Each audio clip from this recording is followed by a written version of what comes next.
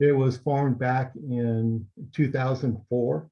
I personally came involved with Three Rivers back in 2006. Kim, so the time that Three Rivers has been around is about 17 years, a long time. Originally, the thought was that we'd be here just for a very short time and then be done and be over with. Obviously, that's not the case. And Three Rivers' mission continues on even beyond the work that we have completed in the RD-784 system that I'll describe for you in a second here. But our mission when we were formed was to accomplish 100 and 200-year urban flood control improvements in South Yuba County. Urban is really where the community, most of the residents live. We weren't trying to solve problems outside that, what we call rural levees, where there's agricultural activities taking place as such. But my organization is responsible for the planning, design, construction, land acquisition, ecological, cultural permitting, financing, but really the whole enchilada, where we go through and start from the very beginning and then build and improve the levee system that protects, in this case, what we're talking about tonight, the mostly the Plumas Lake area in that community. So what we're talking about is really the financing under that we went through early on, and now we're working through to refinance again for those improvements. We are governed by a 5-member board.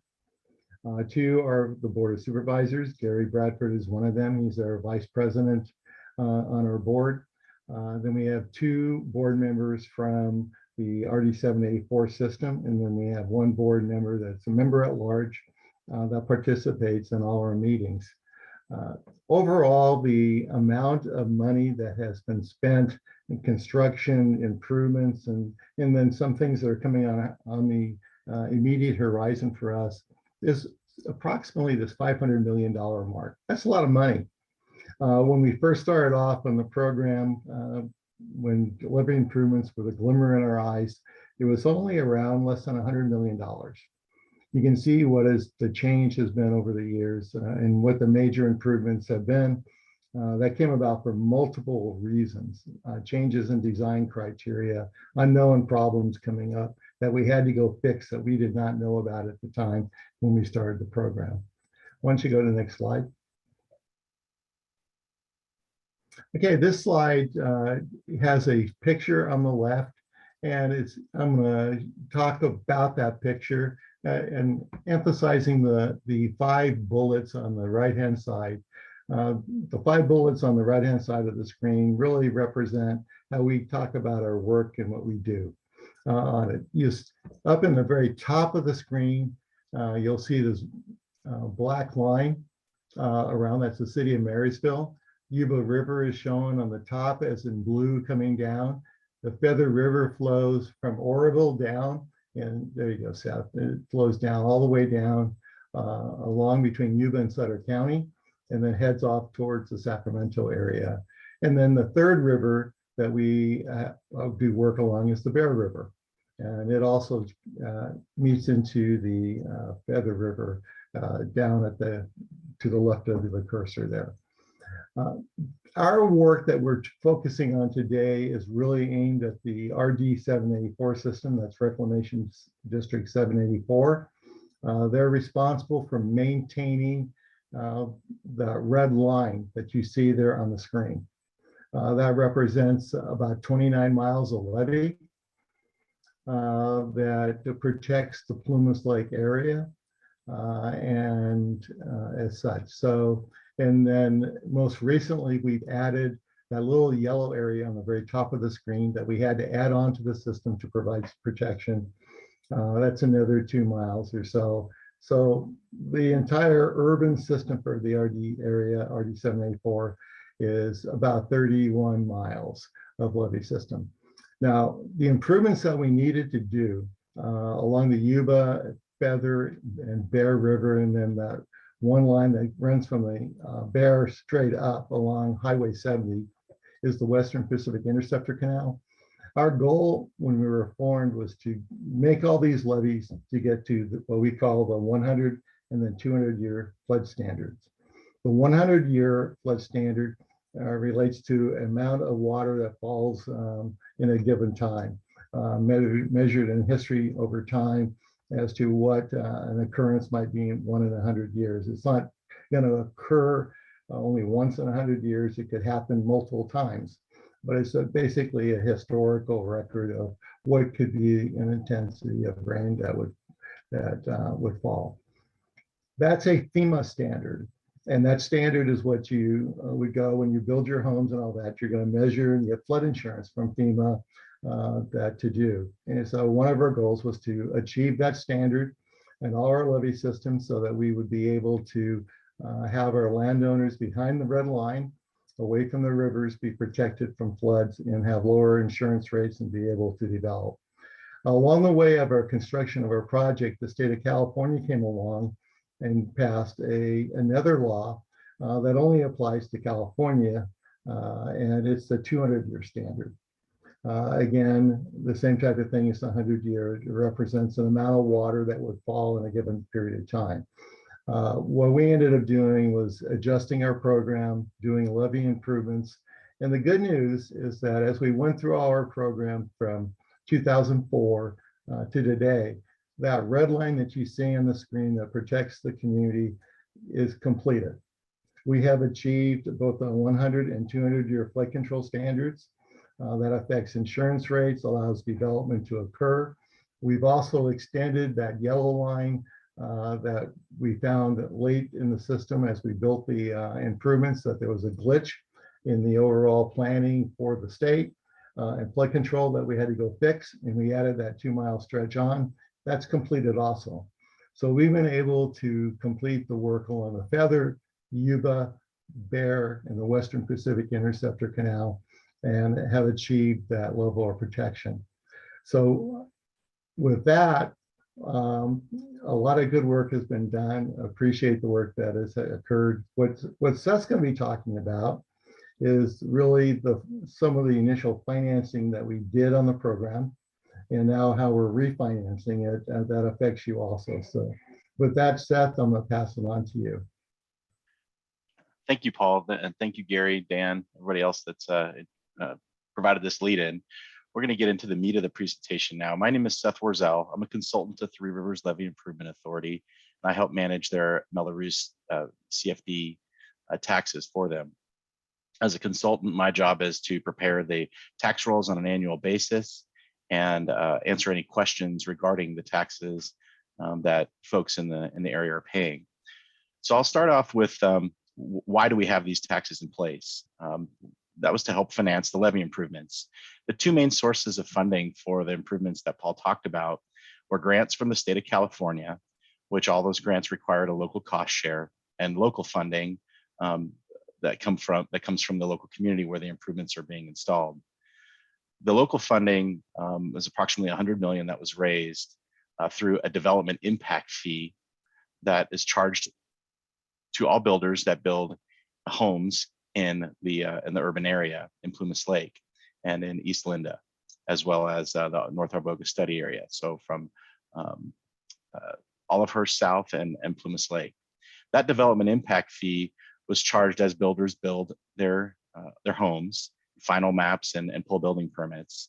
In order to generate that money in a timely fashion, we did this financing, the Mello-Roos CFD.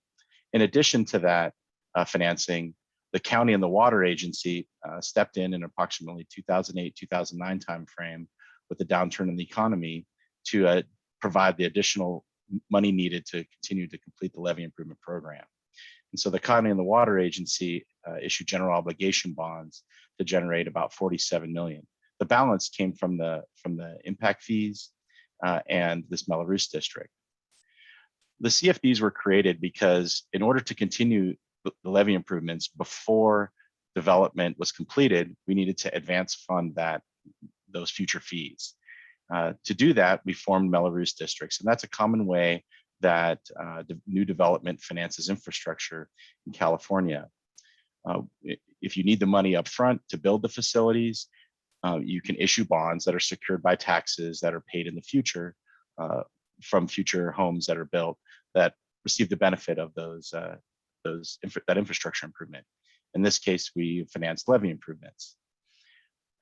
In 2007, we had a funding agreement with our development community that in order for them to help finance that, their upfront fees, they would form a Mello-Roos district, and they could decide how much of those fees they wanted to finance.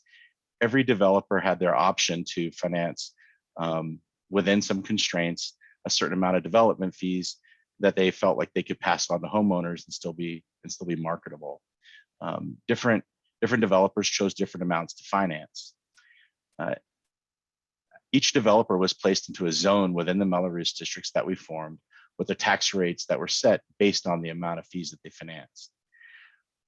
The developers provided their funding upfront, and in exchange for providing that funding upfront and placing the taxes on their homes, TRLIA issued what's called builder bonds.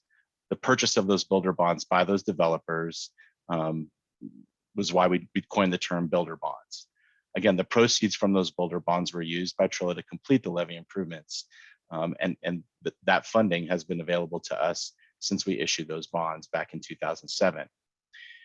Under the Mello-Roos district, the way the tax rates work, and I'll get more into this in later slides, we levy taxes at their maximum rates while those builder bonds are outstanding. While the developer owns the bonds, the homes that they sell to homeowners, those homeowners will pay their taxes at their maximum rates in order to provide enough funding to redeem those builder bonds in the future. The builder bonds were unique in that they don't pay any semi-annual interest and principal. They start at a low value, they're purchased at a discount, and when they mature at their face value. They mature 30 years later at a higher amount, like in a single balloon payment. So we levy the taxes at the maximum rates to build up cash and to pay off remaining impact fees for each developer in order to ultimately redeem those bonds in the future. This has caused the issue that we have today where the taxes have been levied at excessively high rates. In order to address that problem, the county and the water agency and Three Rivers worked together to execute an agreement called the Plumas Lake Workout Agreement.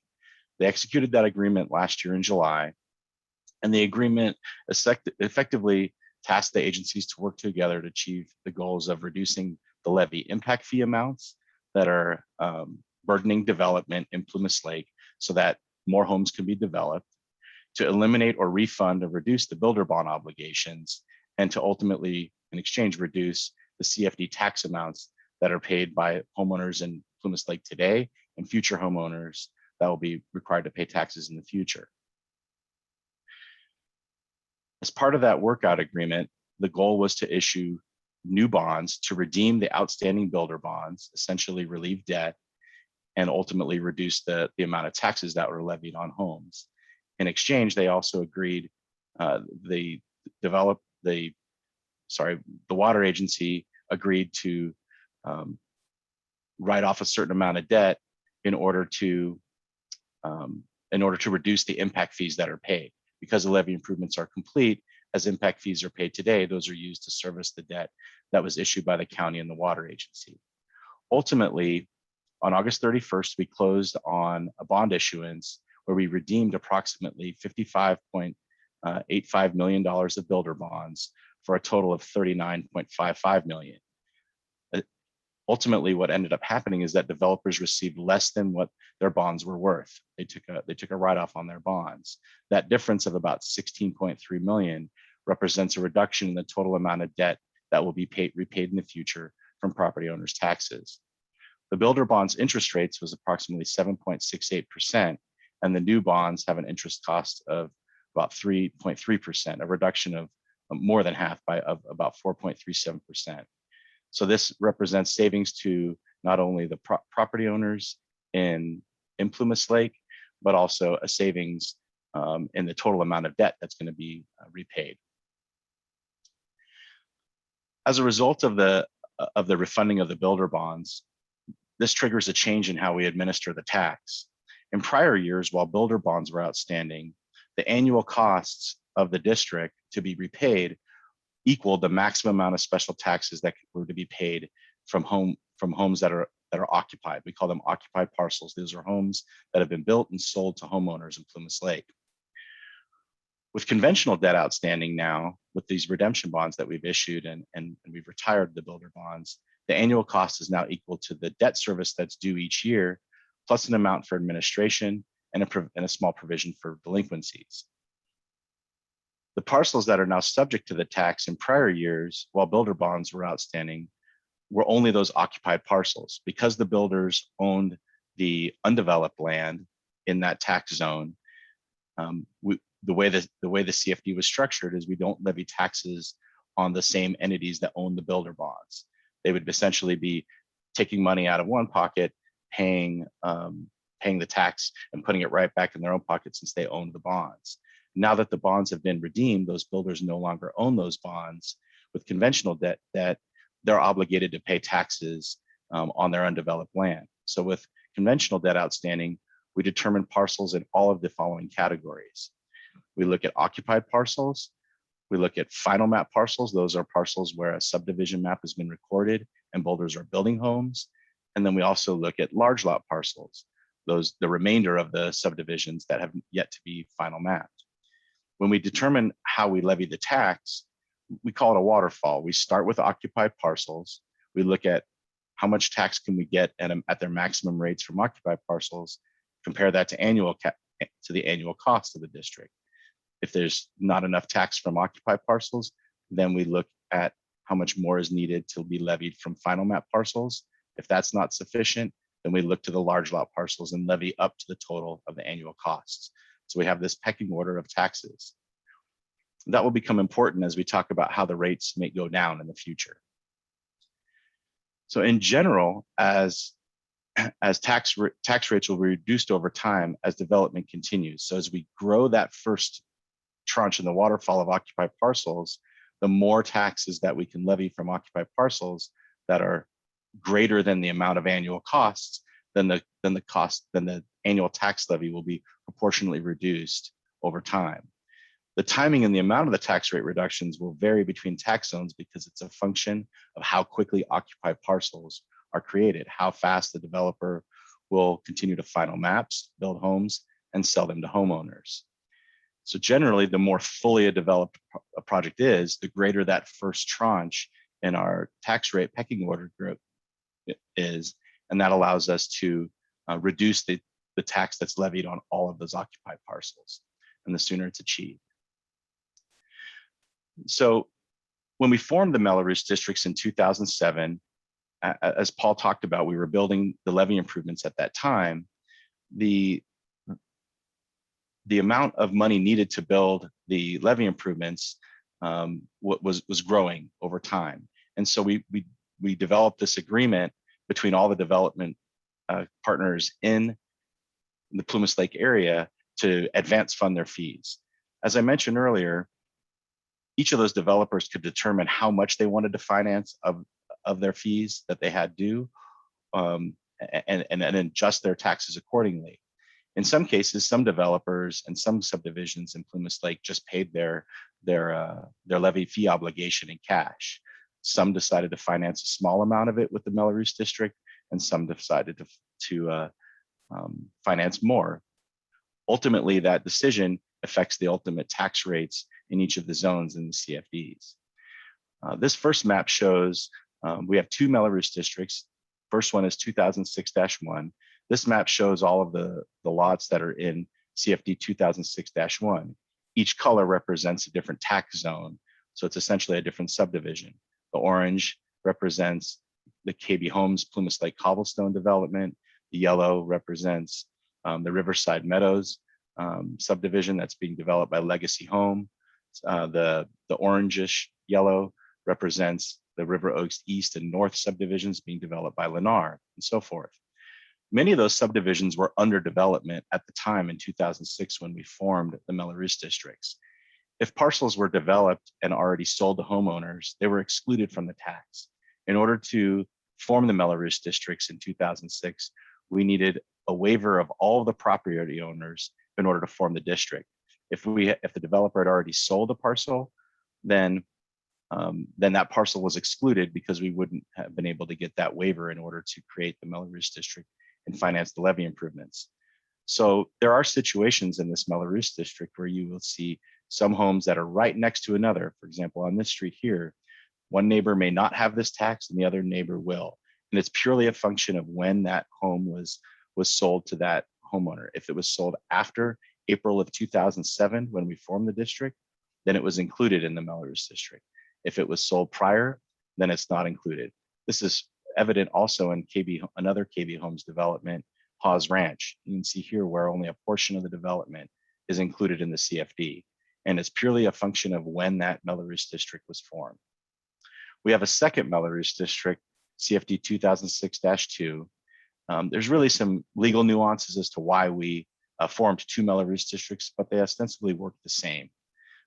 This had to do with the timing of when funding was provided by developers in 2007, which isn't as very relevant today. So these are the zones that are in CFD 2006-2. One of the Rio del Oro Village 16 and Rio del Oro 14, as well as Draper Ranch North. This particular development is in both CFDs because at the time they had funded some prior money and again, it was a timing of when funding was provided by the developers. And then we have this subdivision here, Feather Glen, which is partially developed today. So I'm going to go through for each CFD tax zone some statistics and some projections on where we think rates might go. What I'm reporting here are average special tax rates. As a development moves forward, when they final a new map, we set the tax rate at that time. So each time a developer finals a new map, we'll be doing an analysis of what the tax rate can be. There are some constraints in the CFD that restrict the amount of the tax levy that can be levied on homes in a final map. So each time a developer finals a new map, we do an analysis of against those constraints, and that sets a new tax rate. What we're reporting here are the average tax rates. So in CFD 2006-1, I'll go through zone 1 only because it's the first zone in a little bit more detail and explain what we're showing on each of these few slides. For CFD 2006-1, the average special tax rate last fiscal year 2021, was $1,154.34. We levied that tax rate. That was the tax. That's the average tax of all the maximum tax rates on 35 occupied parcels at the time. For fiscal year 21-22, we're levying a tax on 103 parcels. So they're currently actively developing and moving through that project right now. And so the additional 68 parcels that we're levying taxes on, the additional 68 parcels that we're levying the taxes on have different rates. So the average rate actually, it went down a little bit because some of the newer parcels have a lower tax rate. And so the average actually pulled it down, but we're still levying the tax at its maximum rate for all of these parcels. In order to actually see a real reduction from the maximum rate, we need an additional 97 units. So we need to get to 200 units in the subdivision before that pool in the first tier of our tax levy, the occupied parcels, the maximum rate is greater than the annual cost of the debt service that'll be levied, that is levied to service debt on the refunding bonds. So this chart shows the maximum tax rates for the average maximum tax rates across all of the parcels in the development. The bars represent the maximum tax rate that on occupied parcels over time. So this would be the rate that we would levy if we did not do this refunding.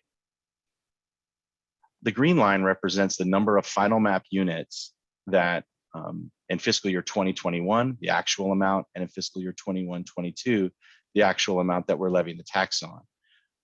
We're projecting based on the developer's absorption projections for their project, what the amount of occupied units will be in each of the forthcoming years through fiscal year 30-31, or essentially through build out of all the subdivision under the developer's projections. When we get to that 200 unit threshold, so you can see that would take place between fiscal year 22-23 and 23-24, that's when we would start to see a reduction in the tax rate that will be levied on occupied parcels. So here we have $1,152 was the tax rate that is levied on occupied parcels, the 103 for this forthcoming fiscal year. In fiscal year 22-23, the tax rate would continue to rise because the tax rate escalates at 2% per year. But once we cross that threshold of 200 units, then we would start to see the tax go down relative to its maximum rate. And this shows a projection of what that reduction might look like over time.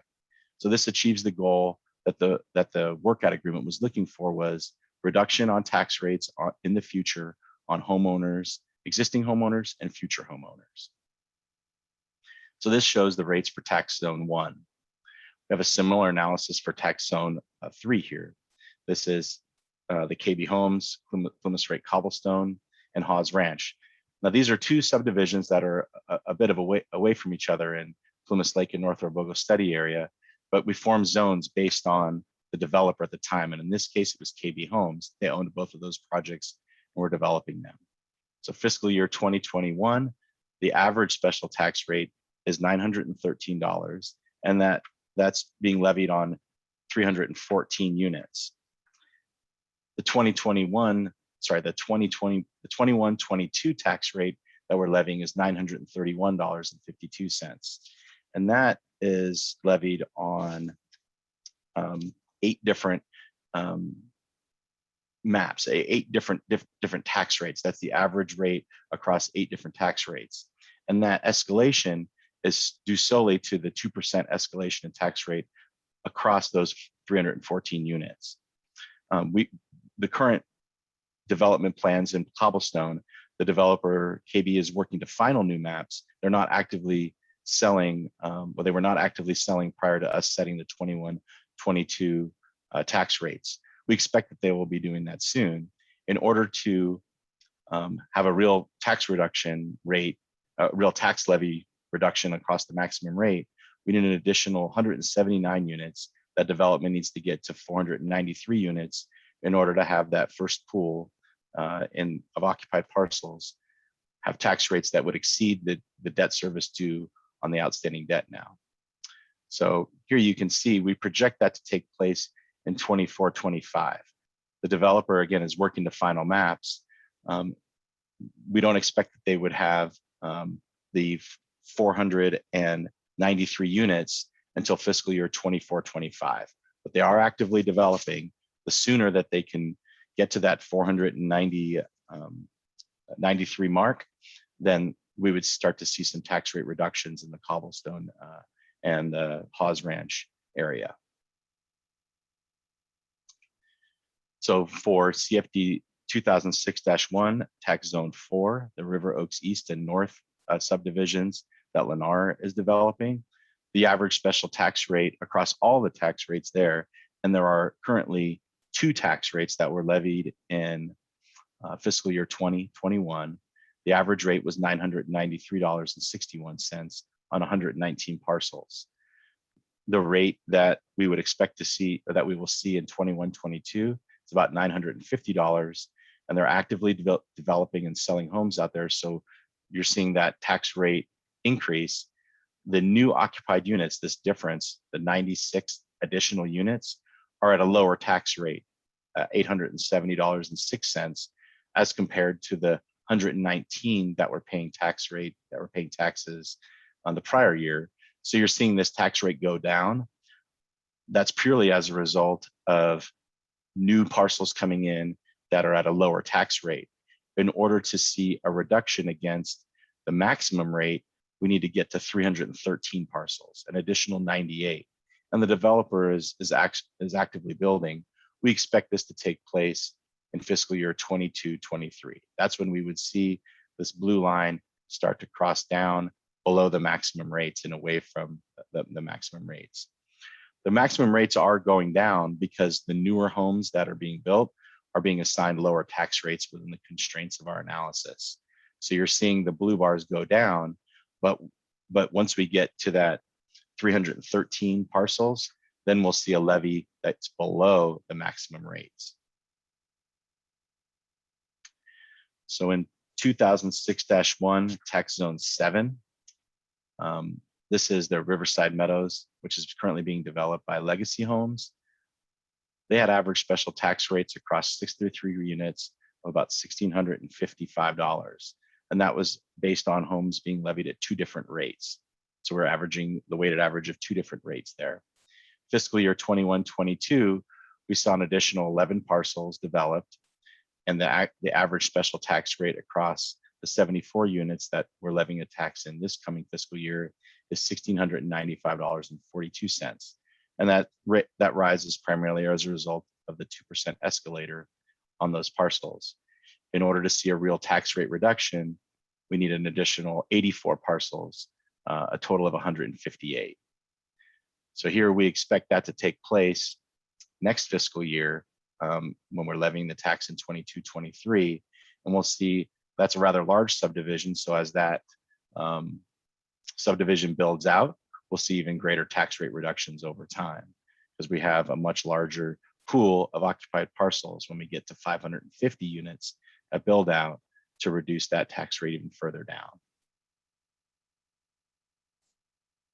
So moving on to the Draper Ranch subdivision that's currently being developed by Generation Communities. It's a local builder made up of managed by three members of the gentleman listed here.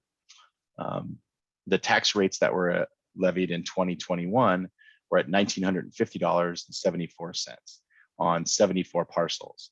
They're slowly getting started to develop, and they have an additional 4 units that were developed for fiscal year 21-22. That brought the tax rate to $1,989.76. There's one tax rate in this tax zone right now. And so the increase on the average rate is purely as a result of the 2% escalator. In order to see a real tax rate reduction, we need an additional 86 units to get to 164 of total occupied parcels to see a real tax rate reduction. We expect that to take place in fiscal year 22-23. And that's, again, another rather large subdivision. And so once they get to 545 units at build out, we'll see a tax rate reduced down to about $545 a year. But that will take a bit of time. It'll be, up until fiscal year 29-23 to get those continued reductions. What we're reporting here, though, by the way, is combination of the taxes in tax zone 5 and tax zone 3. We're essentially looking at those 2 tax levies. They show up as 2 line items on the tax bill. We're looking at those together. So this is the combined rate for those 2 line items on the tax bill. Oops, the wrong button there. Okay, so moving on to the Feather Glen subdivision, CFD 2006-2, tax zone 2. We have 1 tax rate on the developed parcels in this subdivision. We were levying the tax on 101 parcels. This subdivision is broken into 4 phases. Phases 1A, 1B have been developed for quite some time. The rest of the subdivision is waiting for the developer to continue to move forward. But the tax rates in fiscal year 2021 last year were $1,223 on 101 parcels. They finished out that subdivision last year. The first 2 phases, 112 units were levied a tax on, were levied taxes of $1,248. We need an additional 46 units in order to see a real tax rate reduction, and that will need to come from 2 new final maps. And so, given the developer's projections, we don't expect that to take place for a couple of years. So unfortunately, this subdivision will see tax rate increases of 2% per year until the next final map is recorded and the subdivision restarts selling homes, and we see an increase in home sales. We project that to take place in 23-24 or 24-25. And then once they sell enough of those homes, then in 25-26, we would see that real tax rate reduction. And once they get to their 214 units, we expect that to take place fairly quickly. And then because they only have another 12 or 13 units to build. Once they complete that, then you'll see this tax continue with its 2% tax rate escalation over time. The last two zones, which I'll go over, are fully developed zones. So tax zone 5 in CFD 2006-2 is already fully developed. As part of the workout, we reanalyzed the tax rates, and we constrained the amount of debt that could be issued and refunded on that project, and that resulted in a real tax rate reduction right away. So we had 79 units that we levied parcels on in fiscal year 2021. The tax rate that was being levied at that time was over $2,600. Because of that excessive tax rate, we limited the amount of debt that could be issued. And so this is where a significant amount of debt was relieved by the builder bond owner. The resulting debt service that is required to be paid in fiscal year 21-22 is fully satisfied already by the 80 occupied units. We had one additional unit that we're levying taxes on this year. We see that real tax rate reduction show up immediately. So in fiscal year 21-22, we're getting an immediate tax rate reduction because we've constrained the amount of debt and associated debt service right away. And so these parcels will see a tax rate reduction this year, all 80 units, and their tax will continue to escalate at 2% per year from this reduced rate. A similar situation in CFD 2006-2, zone 6, Rio de Oro Village 16. It's fully developed. There were 68 units that we levied a tax on in fiscal year 2021, at taxes of $1,228.92. The additional 4 units were levied a tax at the reduced tax rate for a fully developed a subdivision. And again, we constrained the amount of debt and the associated debt service on that subdivision. And so those units are seeing a real tax rate reduction right away. So they'll see actually, I think there are still a few more units that we expect to be built out in future years, and that'll provide a slight reduction as we have an additional 2 units come on next fiscal year. But they see an immediate tax rate reduction because the debt service and the annual costs can be completely covered by the amount of occupied units that are being levied a tax in fiscal year 21-22. So we see an immediate tax rate reduction. So I've walked through all of the tax zones where we're levying taxes in the CFDs. These are the only parcels that we're seeing taxes associated with the TRLIA CFDs. No other parcels that are shown on this map pay the TRLIA CFD tax. Only these 2 CFDs and the zones within them. So that concludes my presentation. I'll turn it over to Kim. She can help facilitate any questions as they come up. I'm happy to answer them and stay on as long as it takes to get folks' questions answered. Thanks so much, Seth. I also want to point out that we will be posting this presentation to TRLIA's website, and I believe Gary Bradford will also be sharing it, and Dan Mearswa will post it to the county's website so that you can look at it again. This contact information will also be available.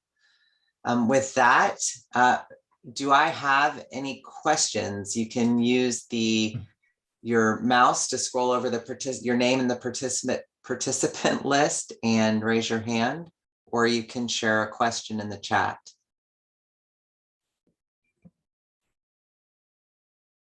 Any questions?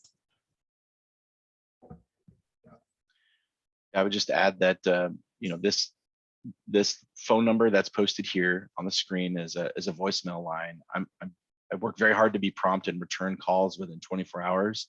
So that will, if you just leave a message with your assessor's parcel number, this way I can do the research and be more educated when I give you a call back, and be more efficient. Or if you want to email me at the email address shown, and it'll be available on TRLIA's website. This same number shows up on the property tax bills as well. So if you have any questions, again, I work very hard to respond to them. And again, the voicemail service seems to work well because I can do a little bit of research and be more efficient when I give you a call back.